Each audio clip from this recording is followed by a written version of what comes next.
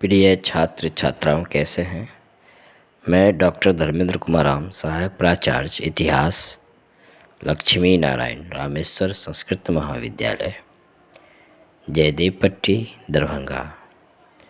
मैं पुनः online teaching के माध्यम से आज मैं उपशास्त्री प्रथम वर्ष के छात्र छात्राओं के लिए मानव के क्रमिक विकास की कहानी के अंतर्गत हम लोग आज होमिनिड वर्ग, जो होमिनाइड उपसमूह से विकसित हुए थे, उसके संदर्भ में हम लोग संक्षिप्त में जानकारी प्राप्त करेंगे। बच्चों, जैसा कि हम लोग जानते हैं, लगभग 56 लाख वर्ष पहले होमिनिड प्राणियों के अस्तित्व का हमें साक्ष्य प्राप्त हुआ था।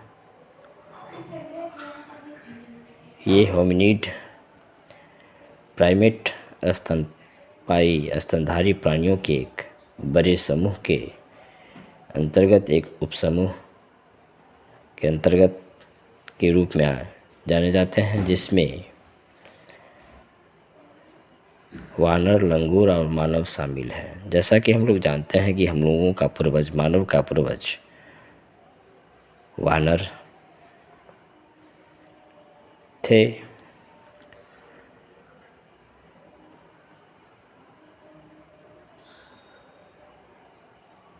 होमिनिड वर्ग होमिनाइड्स उपसमूह से विकसित हुए हैं, जिसमें कई समानताएं पाई जाती है, लेकिन होमिनिड और होमिनाइड्स उपसमूह में कुछ अंतर भी दिखाई देते। जैसे होमिनाइड्स का जो मस्तिष्क था वह होमिनिडों की तुलना में छोटा होता था।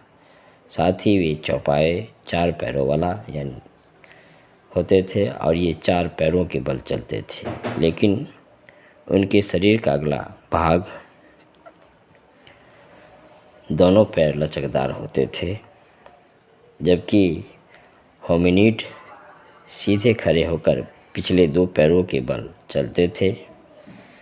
साथ ही उनके हाथ विशेष किस्म के होते थे, जिसकी सहायता से वे पत्थर के औजार बना सकते थे और उनका इस्तेमाल कर सकते थे।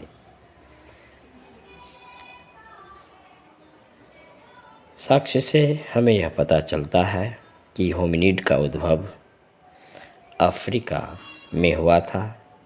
पहला तो यह कि अफ्रीकी वानरों का समूह होमिनिडों से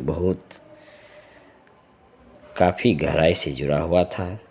दूसरा, सबसे प्राचीन होमिनिड फॉसिल्स या जीवाश्म के रूप में जो ऑस्ट्रेलोपिथिकस वंश के हैं, पूर्वी अफ्रीका में पाए गए हैं और लगभग 56 लाख वर्ष पहले का माना जाता है, जबकि इसके विपरीत अफ्रीका से बाहर पाए गए जो फॉसिल्स या जीवाश्म हैं वह 18 लाख वर्ष पहले अधिक पुराने नहीं हैं। होमिनाइड्स नामक परिवार के सदस्य होते हैं। इस परिवार में सभी रूपों के मानव प्राणी शामिल हैं। होमिनिड समूह की जो विशेषताएं हैं होती थी, जैसे मस्तिष्क का बड़ा आकार का होना, पैरों के बल सीधे खड़े होने की उनमें क्षमता होती थी, 2 पैरों के बल चलते थे, हाथ की विशेष क्षमता के आधार पर वह औजार बना सकता था और उनका इस्तेमाल कर सकता था।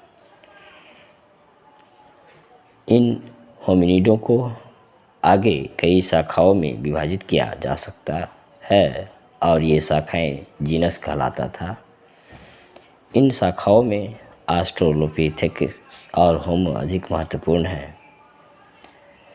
ऑस्ट्रेलोपिथेकस और होमो के बीच कुछ बड़े अंतर इस प्रकार से थे कि दोनों के मस्तिष्क के आकार, जबड़े और दांतों के संबंध में, जहां ऑस्ट्रेलोपिथेकस के मस्तिष्क का आकार होमो की अपेक्षाकृत अधिक बड़ा होता था, जबड़े अधिक भारी होते थे और दांत भी ज़्यादा बड़े होते थे।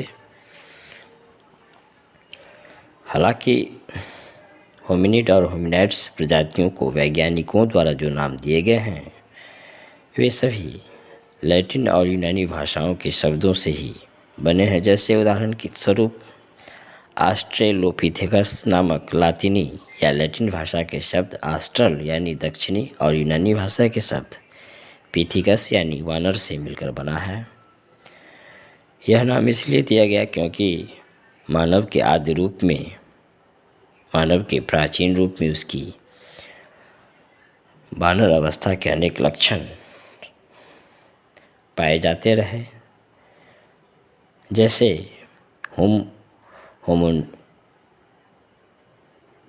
होमिनिडों की तुलना में मस्तिष्क का अपेक्षाकृत छोटा होना, पिछले दांत का बड़े होना और हाथों की दक्षता का सीमित होना, साथ ही खड़े होकर चलने की क्षमता भी उसमें अधिक नहीं थी। तो ये सब अंतर होते थे होमिनिड, होमिनाइड्स और ऑस्ट्रेलोपिथेकस नामक मानव की प्रजातियों में।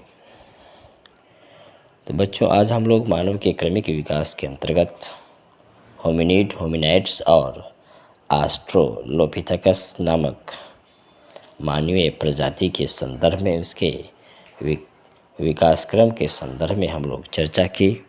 धन्यवाद।